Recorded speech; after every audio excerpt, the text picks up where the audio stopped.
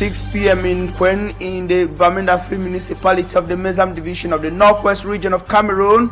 Same time in Duala, Cameroon's economic capital city. Ladies and gentlemen, welcome to the primetime newscast on Equinoxe television. With me, I'm Sean Sander. A deadly attack at Dengen Junction in Bamenda in the Mezam Division has left one woman dead and another man severely injured, with police now holding 3 suspects linked to the assault. As the festive season approaches, security forces are warning of a possible rise in crimes and urging the local population to stay alert and continue to cooperate with law enforcement officers. Meantime, tension is growing in Ikili-Windi in the Meme division of the southwest region of Cameroon as the local inhabitants took to the streets to protest against the assault and cruelty of what they say is coming from non-state armed groups, but also state defense and security officials. These stories and more will be yours in this edition of the news.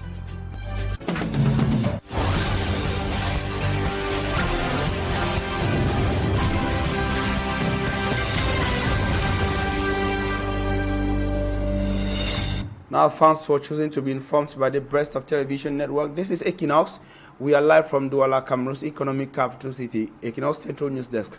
Now we start on human interest to say that a shocking case has rocked the city of Duala as a 20-year-old suspect, Armstrong Sambok, is facing justice for allegedly murdering 2 people, including his own cousin, in a string of brutal crimes. Sambok is accused of linking Jumesi Ange or killing Jumesi Ange, a high school student, and a neighbor, Ode Wungang, in different separate murder incidents in different neighborhoods of the city of Duala. Now we have details in this disturbing story compiled by Mala Glory.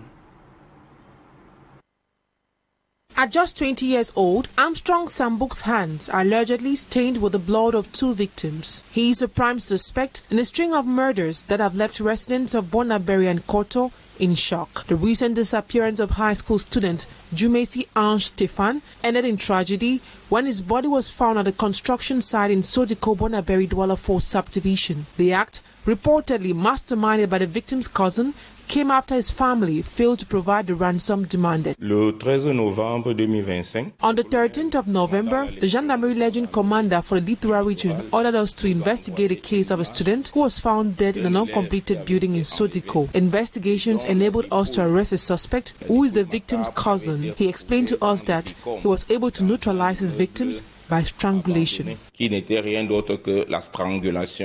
to a SIM card used by the suspect, investigators were able to find out that he allegedly masterminded another murder incident in a Koto neighborhood. Faced with evidence, he confessed to the crimes. While investigating Sambok's SIM card, we discovered his link to the death of 23-year-old Wengang Odre, whose body was found in the toilet in Koto 3 weeks ago. The SIM card was not registered in his name and was used to demand ransom from family members. Où le corps sans vie avait été trouvé dans les toilettes d'un immeuble. Authorities commended the public's assistance and urged continued vigilance. Meanwhile, Sambok now faces the law and families await justice. Disturbing indeed. Now, as we told you, tension is growing in Ikili-Windi. That's a locality on the Kumba-Manfe road of the southwest region of Cameroon, as residents took to the streets this weekend protesting over what they say is cruelty from state defense security officials and non-state armed groups operating in that part of the Meme division. They are accused of kidnapping for ransom, extortion of huge sums of money from local farmers, especially cocoa farmers, among other activities judged by local inhabitants as unacceptable. However, the security was enabled, or security officials' intervention enabled the tense atmosphere to rather see some peace with consultations with local administrative authorities, as Malaglory tells us in the following report. In anger and frustration, residents of Ikili-Windi Meme division in the southwest region stormed the streets over the weekend, blocking the Kumba-Manfe highway for close to 4 hours, protesting over what they describe as the frequent atrocities committed by state defense forces and non-state armed groups in their locality. At the top of their voices, they screamed, "Enough is enough."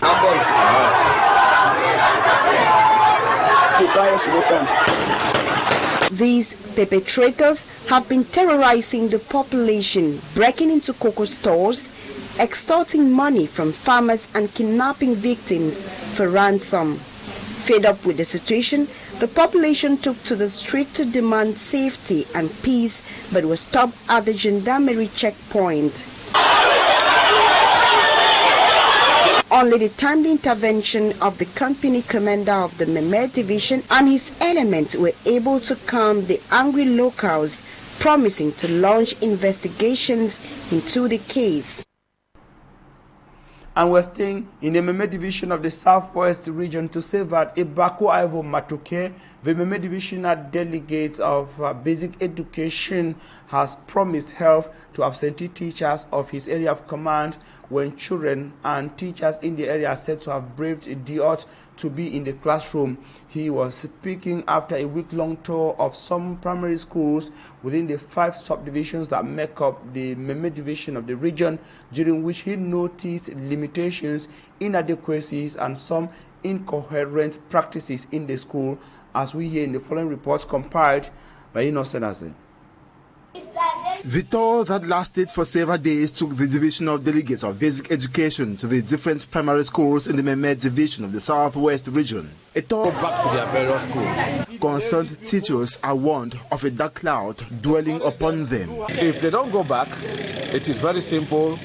I will be forwarding their names to the senior divisional officer for Memer for eventual administrative sanctions. Apart from this, the divisional delegates during the tour also came across some burning issues which he stressed need to be addressed urgently for a smooth teaching and learning process. Teachers not doing the work they ought to have done. Verification of textbooks. Some schools were not using the official textbooks, and with that we have hammered on it that they should use the official textbooks prescribed by the Minister of Basic Education in their various schools. They should be able to make sure they follow the methods which I have come up with in order for us to meet up with the syllabuses which we left or we could not make it during the first few weeks of school resumption because of an imposed shutdown by the separatists. This effort aims to resuscitate at 100% basic education in the Memer division, which has been in coma since the Anglophone crisis escalated. Now from the restive Southwest to the restive Northwest region, all of Cameroon, to say that 6 months after the 6 billion francs CFA gas plant was inaugurated in the city of Bamenda, local residents say that promises have vanished. Gas is still scarce and costly. The plant on its part remains idle and no official explanation has been given the local population, with families now returning to firewood and frustration rising. The community is demanding accountability and answers on what becomes the project or becomes of the project that was meant to ease their burden. Mustela visited the promises made during the inauguration of the much talked about gas plant worth 6 billion francs CFA and compiled the following reports.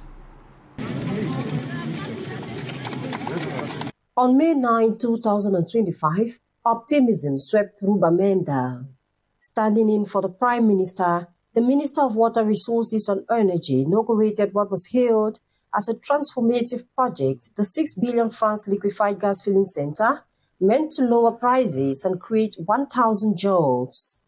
With these facilities, bottles will be filled here. So the proof price in Bamenda would be 6,500 because the center is ready. 6 months after the grand inauguration, that promise has faded. I bought gas in Bamenda just yesterday. That's a Friday, the 14th of November 2025, at the cost of 10,000 francs. after serious bargaining. And I asked myself, what then was inaugurated by the minister? The promised 1,000 jobs have also not appeared. The plan sits idle, not serving the local population, and no official explanation from the Ministries of Energy and Trade nor the Hydrocarbon Price Stabilization Fund. As the minister left, we would never bought gas less than 8,500. So the question now that keeps running in the mind of Cameroonian as well as my mind is, was the minister really serious, or is somebody playing some game somewhere? Who should we hold responsible, the minister or the authorities of the gas plant that were installed here? If the minister came and inaugurated a project that has not been completed, then it means it was a political move. It wasn't a policy that aimed at, relieving the Cameroonians in this part of the country from the stress they are already going through as far as getting cooking gas is concerned. With gas prices rising and confidence falling, many households are turning to firewood and charcoal alternatives that carry environmental risks. Just 6 months after, the Bamenda gas plant is now a symbol of silence and suspicion. Residents say it is time for accountability and for authorities to clarify what has become of the 6 billion francs investment that once promised relief. And on to health now. The mortality rates of premature infants in Cameroon remains alarmingly high, with approximately 10% of newborns being born prematurely. Experts in the health domain are raising concerns about the insufficient equipment in health facilities across Cameroon, such as incubators and the lack of reliable electricity and oxygen in some hospitals. On the occasion of the World Premature Day, our reporter Lucy Liengo discussed with a pediatrician at the General Hospital of the city of Duala to understand who a premature child is and the challenges faced by the families. Her report. In Cameroon, approximately 10% of babies are born premature, which means roughly 1 in 10 children are born before 37 weeks. At the General Hospital of Duala, the statistics are even more concerning, according to Dr. Elumu Bisasa, whom we met at the neonatal unit. In our service, we can have in a month 6 to 10 babies, premature babies. One of such cases is that of Okoro, who has been at the neonatal unit of the hospital since October 22nd. She had many complications and now is stable. We are giving her only food to grow up. We are feeding her through the tube, nasogastric tube. Now she can take milk by mouth. Parents of preterm babies face significant emotional and moral challenges. For instance, we met Mariam at the neonatal unit while breastfeeding her son. She says she gave birth at 28 weeks, explaining that she managed the difficulties with the encouragement of the medical team. Several factors can predispose women to give birth prematurely, including maternal age, women under 17 or over 35 years, pre-pregnancy weight, being underweight or overweight, lifestyle choices including smoking, drinking alcohol, and other factors. In our environment, it can be infection, genital infection, malaria, or urinary tract infection. And other factors on women can be hypertension and malformation of uterus. Dr. Lumu further explains that if these babies are not well catered for, they are likely to face long-term health issues such as asthma and feeding problems. This is why they are kept in incubators, receiving round-the-clock care from experts. Respiratory system helps the child because the child, for himself, he cannot breathe. To raise awareness about preterm birth, a leading cause of infant death, and the challenges faced by premature babies and their families, November 17 is observed as the World Premature Day. Dr. Elumu has this message for families, except. The message I can give for parents, it is prevention. It is the way we can combat prematurity. Prevention means that if you get pregnant, go to the hospital and do tests, and they follow up you are pregnant. Children born before 37 weeks require specialized care, including protection from infection, frequent specialized feedings, ideally breast milk, a safe, warm environment. In news out of Cameroon, despite the signing of a framework agreement in Doha on November 15, 2025 between the Congolese government and the M23 rebels, fighting continues in the Eastern Democratic Republic of Congo and in the neighboring Gabon. The trial of former associates of Sylvia and Norodin Bongo, all of the former Bongo families, underway in the country's political capital city, with 10 defendants facing charges of embezzlement, corruption and money laundering. We have details with Cedric Chakuchu.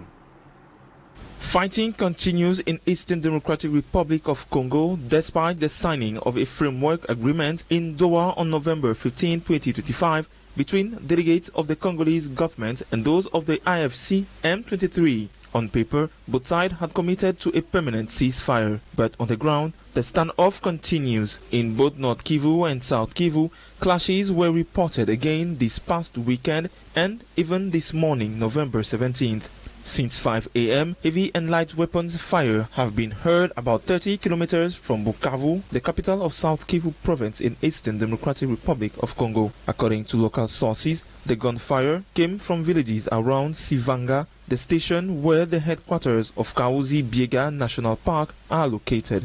Elsewhere, the trial of former associates of Sylvia and Norodin Bongo continues this week in Libreville, Gabon. 10 defendants from the inner circle of the ousted regime are appearing before the Special Criminal Court on charges of embezzlement of public funds, corruption, criminal conspiracy, and money laundering. These close associates formed the infamous Young Team, an informal network of young advisors often nicknamed the Seaside Schoolboys, accused of orchestrating the plundering of the country's wealth during the final years of Ali Bongo Ondimba's reign. The second phase of the trial opens in an atmosphere still marked by the conviction of the duo Sylvia and Norodin Bongo to 20 years in prison in absentia. The court ordered the seizure of all their assets and the restitution to the state of more than 2 trillion CFA francs in compensation for moral and financial damages. At the same time, the Special Criminal Court issued 2 international arrest warrants for them. And that's all. Coming up is Talking Points. Ladies and gentlemen, don't go away. Stay with us.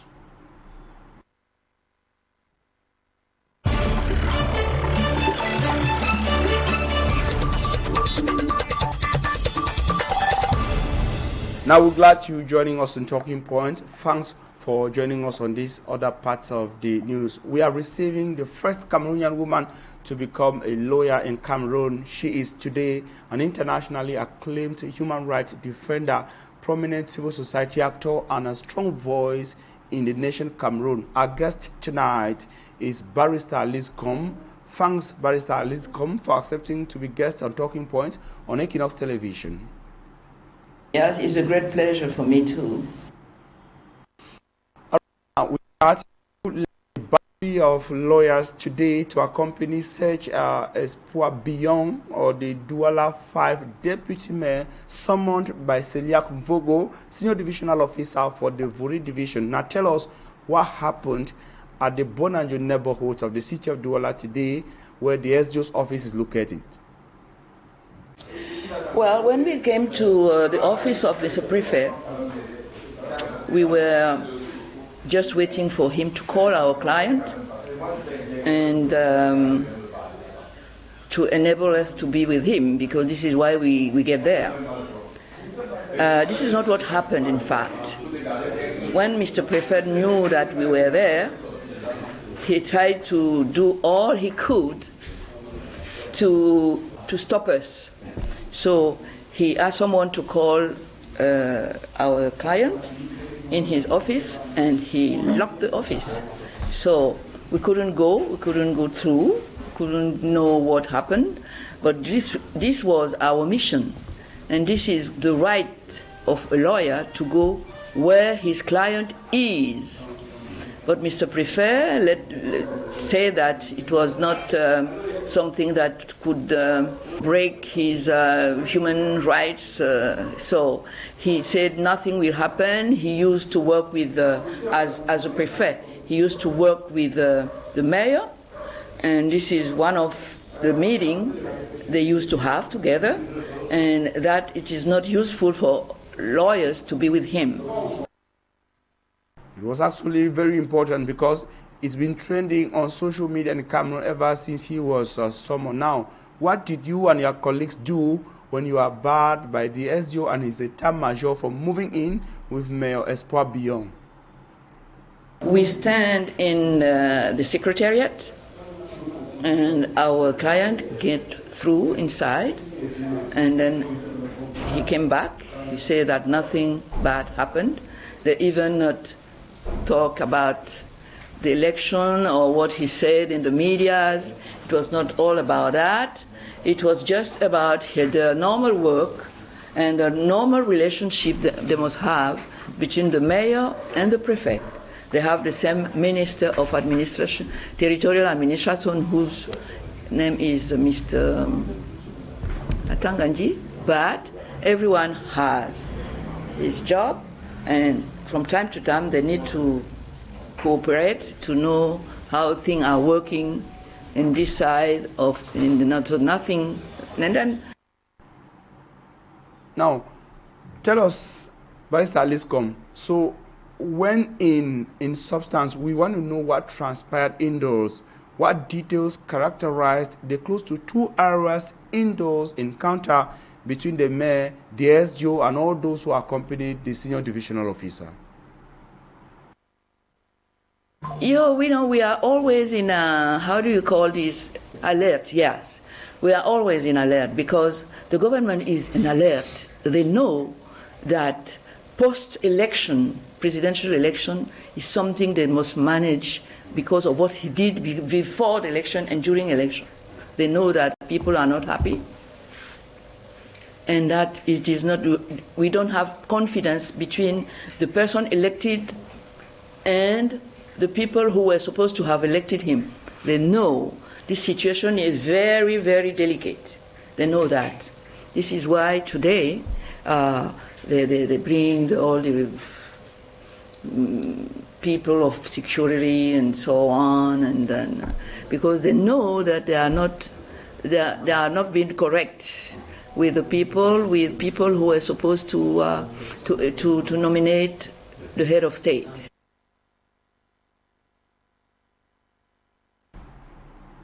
Yes. Now tell us, Barrister Liscom, what about the hundreds who are arrested and are still being detained across Cameroon? We'll work for them to free them. This is a very bad sign for someone who is supposed to have been elected by the majority of his compatriots. This doesn't mean anything. You cannot say that many Cameroonians were for you, they elected you, and then you start by arresting people. This is not normal. That means effectively that we are not in a perfect agreement with someone who is supposed to lead our country on our behalf.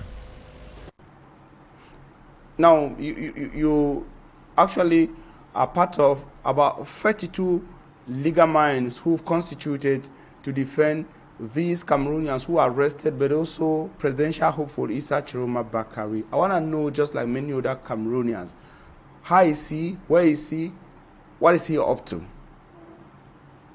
Yes, he's in good health. He's just like de Gaulle when he was leading France from England, Great Britain. Yes.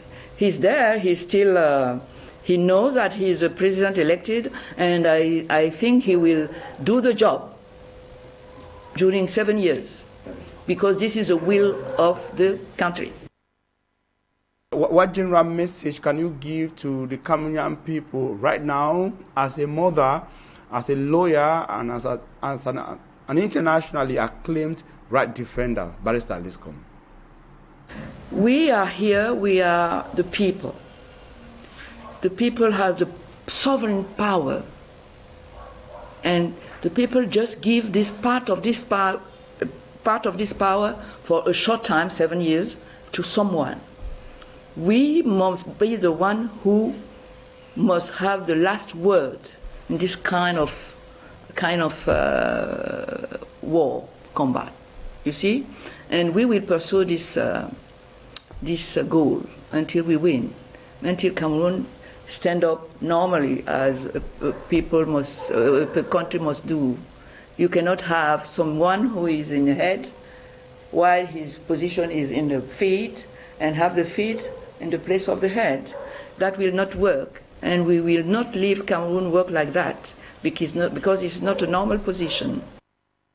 Thank you for accepting to be with us once again, Barrister Liscom. Thank you too. And that was Barrister Liscom. Barrister Liscom gave us just what transpired in Bodanjo today when Espoir Bion responded to the summon of the senior divisional officer for the Vori division. At the end of the day, the media outing of Serge Espoir Bion was not one of the topics on the discussion table, as according to information released by the mayor himself and Barrister Liscom. Surprisingly, the mayor was rather cautioned on just why he's not been punctual at his duty post at the Duala 5 Council. He was also asked why he did not answer present to officiate a marriage recently, whereas he was programmed to do so by the mayor.